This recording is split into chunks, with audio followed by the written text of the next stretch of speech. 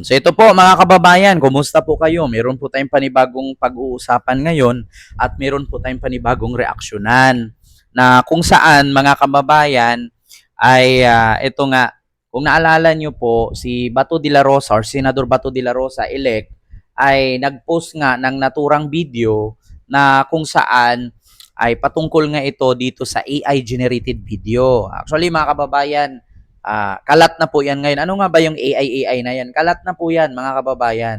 Kung ano yung pinost ni Bato. Alam nyo naman po yan kung saan at alam nyo naman po kung kailan. No? Hindi ko na ulit-ulitin. Pero yun nga, mga kababayan, according doon sa ipinost ni Bato at ni Baste, no? Si Baste at si Bato kasi nag-post nung patungkol sa AI generated video at ibig sabihin po ng AI mga kababayan ay peke po at gawa-gawa lang din po ng tao. Yung halimbawa, merong estudyante nagsasalita, may taong nagsasalita, ini-edit yung bunganga at pinapalitan yung boses. Na which is, alam naman po natin mga kababayan, na itong estudyanteng nagsasalita po ay isang Thailander student po ito, na nakabase po ito sa Thailand. Kasi bakit ko nasabing Thailand? Kasi po mga kababayan, ito pong bata na in-interview dito sa, yan, nakita nyo dyan sa likod ni Sarah sa ating screen, yan pong mga bata na yan na in-interview ay mga Thailander po yan. Ngunit ini-edit lang po ng Pilipino at pinalitan ng boses, tapos nilagay doon na parang pinagtanggol di umano si Sarah dito laban sa impeachment niya. So ngayon, ang sabi ni Sarah mga kababayan, pinagtanggol pa niya, parang kinonsinti pa niya si Baste at si Bato na nagpakalat nga nitong mapanlin lang na video na ang sabi niya, okay lang magpakalat ng AI video pabor kay BP Sara. So okay lang ba na magpakalat ng video? Ang sabi ni Sarah, mga kababayan, nandyan sa screen, wala namang problema siguro sa pag-share ng AI video in support sa akin. Basta hindi ginawang negosyo. Oo, pagbibigay katwiran ni Vice President Sara Duterte sa pag-share ng AI-generated video ni Nina Bato de la Rosa at Davao City Mayor Baste Duterte.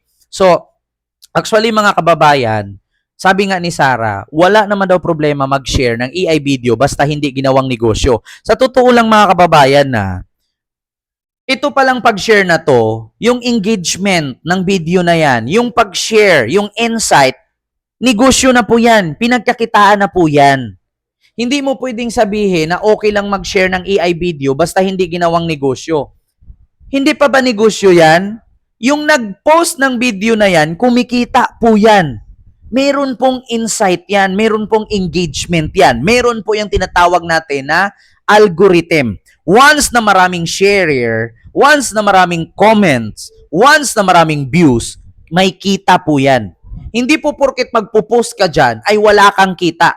Sa ngayon kasi, yung pag-edit pa lang sa video na yan, pagod na. Yung paggawa pa lang ng video na yan, mahirap na. Editing yan eh. Pagalingan sa edit yan na hindi masisilip pero palpak pa rin, nasisilip pa rin. Bakit? Yung school badge niya, dubli-dubli. Yung estudyante, may school badge sa taas, may school badge sa baba. Tsaka yung mga sasakyan dyan, Thailand, tuk-tuk. Oo, yung mga pasahero ang sasakyan sa Thailand, tuk-tuk po yan.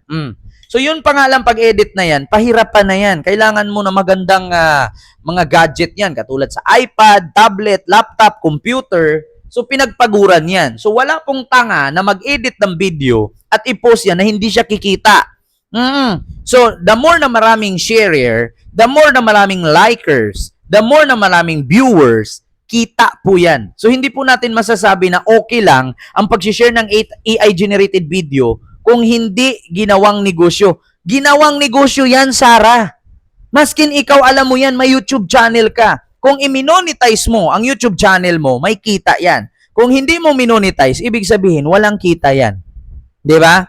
So sino ba namang tanga, magpo-post ka ng ganyan, magpagod ka, gamit ka ng gagastos ka, tapos hindi ka kikita, may kita po yan. At higit sa lahat, hindi po talaga tama na sabihin na walang problema na mag-share ng AI video.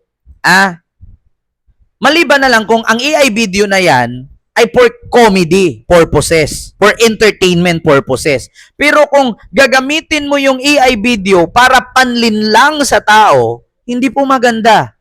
Oo, tama naman sabi ni Sarah. Walang problema mag-share ng AI video, no? Kung hindi gawing negosyo. Sino ba naman vlogger, content creator gagawa ng ganyan na hindi kikita? Negosyo po yan. Mali po yun. Palpak po yung pagkasabi. At higit sa lahat, walang problema mag-share ng AI video kung for entertainment purposes. Pero kung katulad kay Bato, shinare nila yan, pati ka sa kapatid mong si Basti, shinare nila yan, marami pong nalilinlang. Bakit? Paano yung mga matatanda na hindi alam ang social media? Paano yung mga bata na kulang pa sa educate pagdating sa ganyang AI generated video? Malilin lang at mapapaniwala ngayon sa mga shinare ni Basti at ni Bato. Alam mo naman, Sarah, na marami kang supporter na bobo. Alam mo naman, Sarah, na marami kang supporter na tanga. Oh, maniniwala yan. Paano kung yang pinos ni Bato ko, gagawa ulit yan, yung content creator na yan, gagawa ulit na sabihing nakalaya na yung tatay mo. Papaniwalaan ngayon yan ng mga supporter mo, na which is, yung pagtatanggol mong yan, yung pagkukonsinti pong yan, mapapahamak kayo dyan, maniwala kayo sa akin. Yung pagkukonsinti mo na walang problema mag-post ng AI video basta hindi gawing negosyo, mali yung statement na yan. Mali! Ang dapat sabihin mo, Vice President Sara, walang mali mag-share ng AI or intelligence or AI-generated video kung gawin sa tama, wag sa masama. Dapat ganun. Hindi yung sabihin mo, basta hindi gawing negosyo. Negosyo po yan, BP Sara. Wala pong vlogger na magpo-post na hindi kikita. Sa Reels pa nga lang ngayon, 15 seconds lang, 20 seconds, million na ang kinikita. Yan pa kaya? Na mahaba-haba na video yan. Malaki nakita niyan, depende sa engagement ng video. Ginawang negosyo yan. Yun ang totoo. At nasa sa inyo naman yan kung kakampihan ninyo yung pagpo-post ng ganyang AI-generated video na yan. Pagkakampihan mo yan, pag gumawa ng ibang video yan at sabihin, si Digong nakauwi na, mapapahamak kayo, mabibiktima kayo dyan.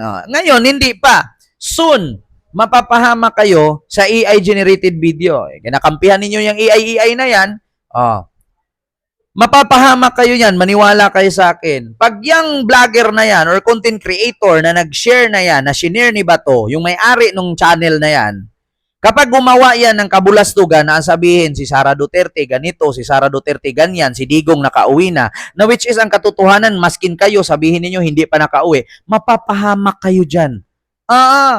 Wag niyong gawing ganyan, AI na nga eh. Ibig sabihin ng AI, peke. Tapos sabihin mo walang problema sa pag-share ng faking video. Sa madaling salita, AI o artificial intelligence video. Editing po 'yan. Pwede nga 'yan gawin kang so Wonder Woman diyan eh. Pwede kang gawing si Fiona na sa Disney Princess, 'di ba? Yung partner ni Shrek. Pwede kang gawing si si Dugong, edit lang yung mukha mo. Mapapahama kayo sa mga AI. Kaya hindi po maganda na sabihin na pwedeng mag-share. Maraming malilinlang kasi hindi po lahat ng tao sa bansang ito ay advanced. Marami pong senior citizen na kulang pa sa kaalaman or hindi pa na-educate pagdating sa mga ganyang artificial intelligence video. Dapat hindi ganyan ang statement, BP Sara. Sa'yo, kung ganyan ka, ikaw yan eh. Wala kaming magawa, ikaw yan eh. Di ba? Ikaw yan. Wala na akong magagawa dyan. Ikaw yan. So yun lang, mga kababayan. Hindi ko na masyadong habaan na okay lang magpakalat ng AI video, pabor daw kay Vice President Sara. Walang nakikitang mali si Vice President Sara Duterte sa viral video ngayong pagkalat ng AI-generated video, pabor sa kanya ng malapit na kaalyadong si Senador Bato de la Rosa. Wala daw problema sa kanya. Di bahala kayo. Balang araw, yung AI video na yan, mapapahamak kayo. Mark my word. So yun lang, alam nyo naman, mga kababayan, na bawat bagay, bawat pangyayari may consequences. So yun lang, maraming salamat. God bless.